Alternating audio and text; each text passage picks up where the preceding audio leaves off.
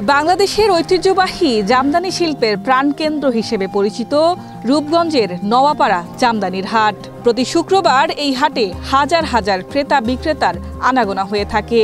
এই হাটের মূল আকর্ষণ হয় জামদানি শাড়ি, থ্রি পিস ও পাঞ্জাবি। প্রতিদিন ভোর 4টা থেকে সকাল 9টা পর্যন্ত চলে বেচা কেনার ধুম। হাটের পরিসরটিও আকর্ষণীয়, যেখানে পরশা সাজিয়ে বসেন হাজার হাজার তাঁতি। এই হাটে বিক্রি হয় 20 থেকে 25 হাজার পিস জামদানি শাড়ি। মূল্য ব্যাপকভাবে ভিন্ন। একটি শাড়ির দাম 1500 টাকা থেকে শুরু হয়ে অনেক সময় 1.5 লাখ টাকাও হতে পারে।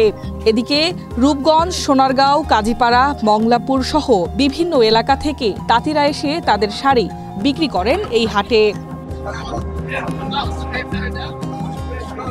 এই হাটের জামদানি শাড়ি শুধু দেশের বাজারেই নয়, বিদেশেও রপ্তানি হয়।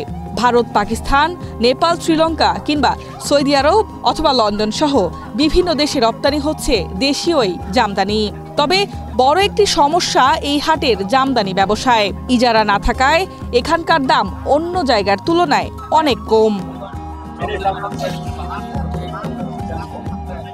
ঈদ উপলক্ষে এবছর প্রায় 25 কোটি টাকার জামদানি বিক্রির পরিকল্পনা রয়েছে তাঁতিদের। তবে দুঃখজনক পরিস্থিতি তৈরি হয়েছে। তাঁতিরা জানান, ক্রেতারা আগের মতো আর জামদানি পল্লীতে আসছে না।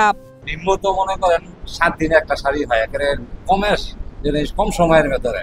মনে করেন বেশি সময়ের ভিতরে 6 মাস একটা শাড়ি লাগে। মানে এটা ডিজাইনের উপরে আমরা সময়টা নির্ধারিত করি। ডিজাইন বেশি, সময় বেশি। ডিজাইন কম, সময় কম। আর এখানে কম দামি থেকে লাখ টাকা, 2.5 লাখ, 3 লাখ, 5 লাখ টাকা শাড়িও বিক্রি হয়। আমরা তো একবারে অসল, ঠিক আছে। বেচা কিনা হইতা থাকে, হয়তো আগে একটু বেশি বেচা কিনা হইতো, অনেক একটু অল্প হয়। বর্তমানে রেট একটু কমই চলতেছে। এই 2-3 হপ্তাহ আগে একটু বাজারটা ভালো ছিল, একটু অনেক খারাপ, একটু দামটা একটু কমে গেছে। জামদানি বাজার প্রতি বছর ঈদের মধ্যে আসলে দাম কমে যায়, ওই হিসাবে দাম আমরা তাঁতিরা পাই না। ঈদ উপলক্ষে যে একটা আমরা আশা করছি ওই তুলনায় বেচা কিনা ভালো না। প্রতি শুক্রবার হাটে জামদানি শাড়ি বিক্রি হয়ে যাচ্ছে 2 থেকে 3 কোটি টাকার। তবে এই সেক্টরে চ্যালেঞ্জও রয়েছে। জামদানি শিল্পের ঐতিহ্য ধরে রাখতে স্থানীয় তাঁতিদের জন্য প্রয়োজন আরও বেশি সহায়তা এবং রাষ্ট্রীয় উদ্যোগ। এভাবে নয়াপাড়ার জামদানি হাট বাংলাদেশের জামদানি শাড়ি শিল্পের অগ্রগতি এবং চ্যালেঞ্জের প্রতীক হিসেবে দাঁড়িয়ে আছে, যেখানে একদিকে ঐতিহ্য ও সৃজনশীলতার বিকাশ হচ্ছে, অন্যদিকে পুঁজি, বাজার এবং ক্রেতাদের অভাবে শিল্পের গতিকে বাধাগ্রস্ত করছে। H A Mitu, Asian television.